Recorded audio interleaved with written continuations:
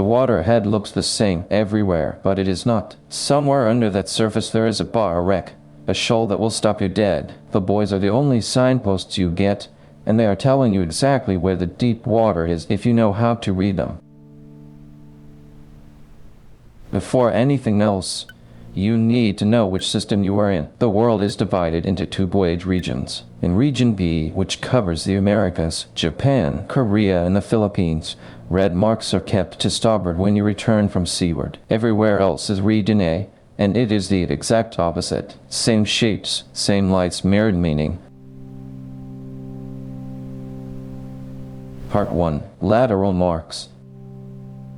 Lateral marks show you the sides of a channel. In Region B, returning from seaward, you keep the red marks on your starboard side and the green marks on your port side. That is the phrase every boater learns first. Red, right, returning. Going back out to sea, you simply reverse it.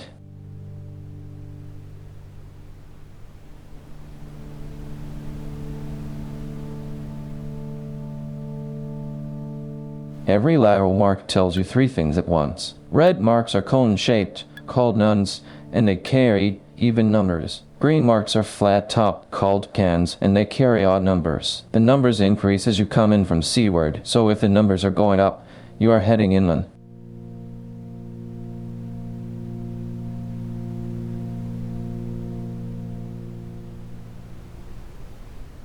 Put it together and a channel becomes obvious. Coming in from seaward, the red nuns pass down your starboard side, the green cans down your port side, and the deep water is the lane between them. Stay in that lane. The moment you drift outside the pairs, you are in water nobody has promised you.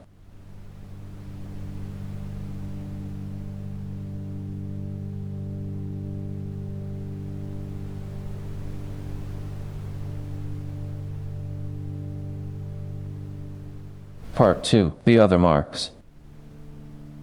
A red and white vertically striped mark means safe water. There is navigable water all around it, and it usually marks a channel entrance or a landfall. A black mark with a broad red band, carrying two black balls, means isolated danger. There is something dangerous right there, but navigable water all around it. Pass it. Do not aim at it.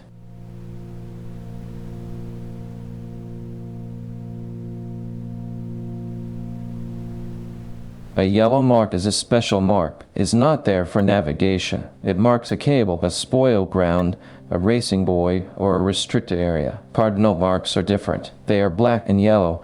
They carry two black cones and they tell you which side to pass on. North cardinal, cones pointing up, pass to the north of it. South cardinal, cones pointing down, pass to the south. East cones point away from each other. West cones point toward each other like a wine glass.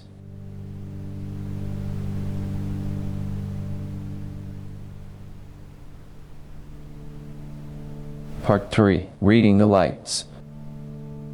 At night, color alone is not enough, because half the harbor is red and green. What identifies a mark is its rhythm. Flashing means the light is on for less time than it is off. Occulting is the reverse, on for longer than off. Isophase is equal light and dark. Quick flashing is about 1 flash a second, and very quick is twice that. On the chart it is written as an abbreviation, so flash red every 4 seconds appears as FL. R for seconds.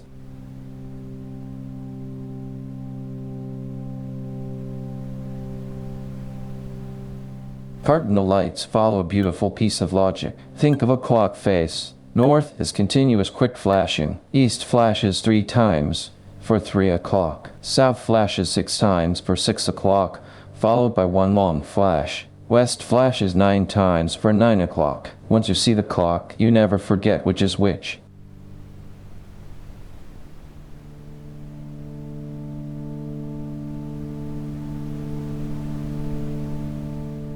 The most common grounding is not caused by a boater who cannot read buoys. It is caused by one who cuts the corner between them. Marks are placed where the safe water is, not where the shortest line is. Round the mark properly. Keep it on the correct side, and give it room for the tide setting you sideways.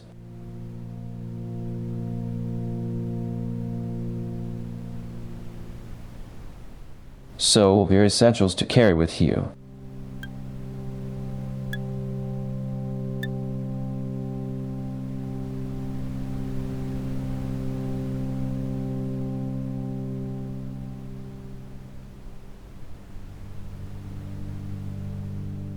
Know your region, know your shades, and check the light rhythm before you trust the color. The boys have already done the survey work for you. All you have to do is follow them. Fair winds, and thanks for watching.